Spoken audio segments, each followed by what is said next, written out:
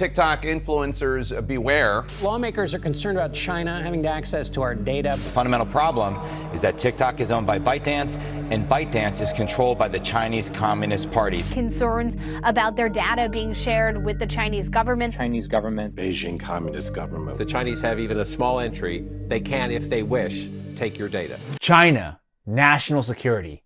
That's why TikTok must be banned. Or is it? Today I'm at the TikTok Creator Summit.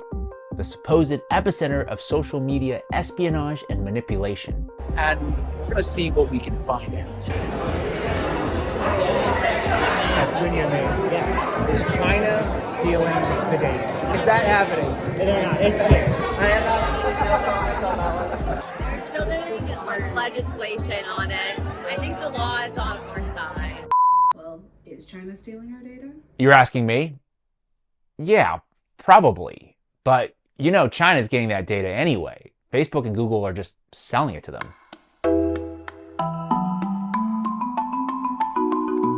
The TikTok ban, that's a story that I've been following for a long time, about 4 years now, and the more I investigate, the more convinced I am that the real impetus behind the ban has actually very little to do with China and everything to do with foreign influence, but from an entirely different country. Let's go back to August of 2020. We're looking at TikTok. We may be banning TikTok. President Donald Trump signed an executive order banning TikTok, giving its Chinese-owned parent company ByteDance 45 days to sell or spin off its US TikTok business. Now, Trump released a memo at the time claiming that there was credible evidence that ByteDance, quote, might take action that threatens to impair the national security of the United States. But still to this day, we have actually yet to see any actual evidence, and we're 4 years down the road. After Trump issued that executive order, TikTok filed a request for a preliminary injunction to keep the app from being banned. And just hours before the ban was set to kick in, a federal judge approved that preliminary injunction, allowing TikTok to continue to operate in the United States. President Trump then loses to Joe Biden in the 2020 election. He leaves office in January that following year. Biden is sworn in, and that June of 2021, he actually signs an executive order revoking the Trump administration's ban on TikTok.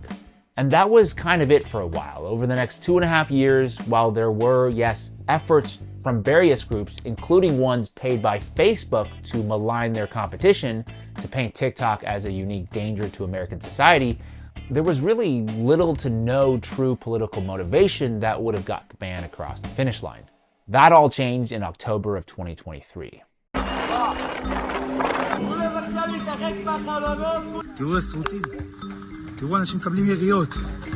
All hell broke loose following the Hamas attacks on Israel on October 7th, 2023, which prompted the Israeli government to then declare a war on Gaza. As of the making of this video, that war has now resulted in over 40,000 Palestinian civilians killed, including 17,000 children, with more than 100,000 others injured. Hospitals and schools have been bombed. Journalists have been targeted and killed in alarming numbers. Aid workers are being killed. And Gaza's infrastructure has been left in ruins. Now, in the US for decades, Zionist organizations like AIPAC, the American Israel Public Affairs Committee, and the Anti-Defamation League, the ADL, have wielded significant influence over US media and politics. Zionism, of course, is a political movement advocating for the establishment of a Jewish homeland in historic Palestine.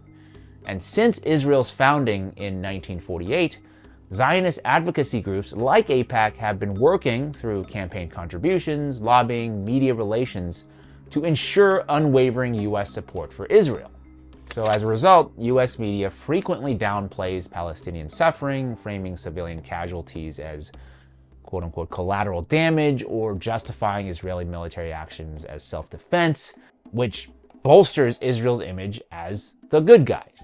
But this time there was a problem. Journalists and civilians on the ground in Gaza were live streaming and posting unfiltered clips on TikTok of the atrocities taking place in real time. They were able to bypass the traditional media gatekeepers. And for the first time, Americans were witnessing the Israeli military's indiscriminate bombing and killing of civilians, despite claims of being the most moral army in the world.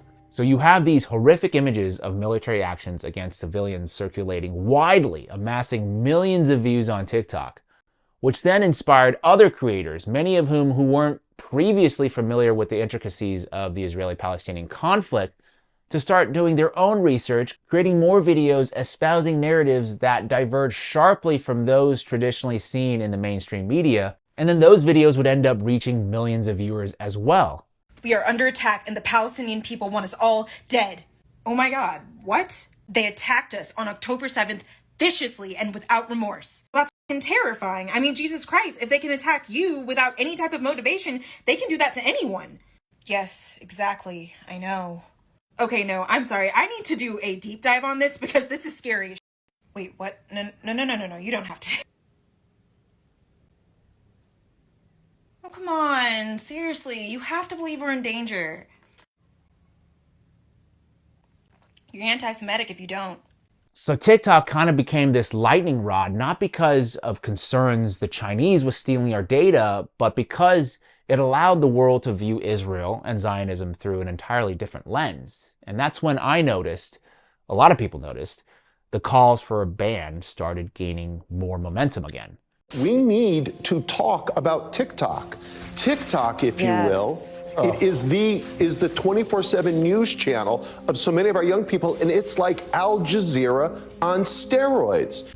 In November of 2023, a recording was leaked of Jonathan Greenblatt, the head of the ADL, referring to TikTok as a problem that needed to be taken care of. We have a major generational problem. The issue in the United States in support for Israel is not left and right. It is young and old. And so we really have a TikTok problem, a Gen Z problem, that our community needs to put the same brains that gave us Tagli, the same brains that gave us all these other amazing innovations, need to put our energy toward this, like fast. Now, one interesting side note here is that I came across an ADL report expressing frustration that they couldn't access TikTok's analytics the way they can with every other big tech company. Like, should they be able to do that? Anyway, now we're about a month into this war, and all these studies started coming out, making claims about the proliferation of anti-Semitism on TikTok. The most notable one from a statistician and tech executive named Anthony Goldblum. He tweeted out on November 30th that a study he commissioned concluded 30 minutes a day on TikTok makes someone 17% more anti-Semitic. Politicians like Nikki Haley would then go on to regurgitate this claim on national television. We do need to ban TikTok once and for all. And let me tell you why. For every 30 minutes that someone watches TikTok, every day, they become 17% more anti-Semitic. Except that survey didn't say that at all, because A, it conflated anti-Israel and anti-Semitic sentiments, which I believe to be different. And B, Goldblum himself admitted that he made some logical leaps when he was drawing his conclusion. But now things are really moving at a rapid pace. The next day, on December 1st, 2023, the New York Post reported that a group of 40 mostly Jewish tech leaders and business executives confronted TikTok CEO Shouzi Chu over their concerns about anti-Semitism and the allegedly disproportionate popularity of pro-Palestine videos on the app. One of those executives, Anthony Goldblum, the same Anthony Goldblum who we were just talking about. And from everything I understand, the meeting didn't go well in the sense that TikTok didn't commit to a kind of wholesale removal of pro-Palestinian or anti-Israel content.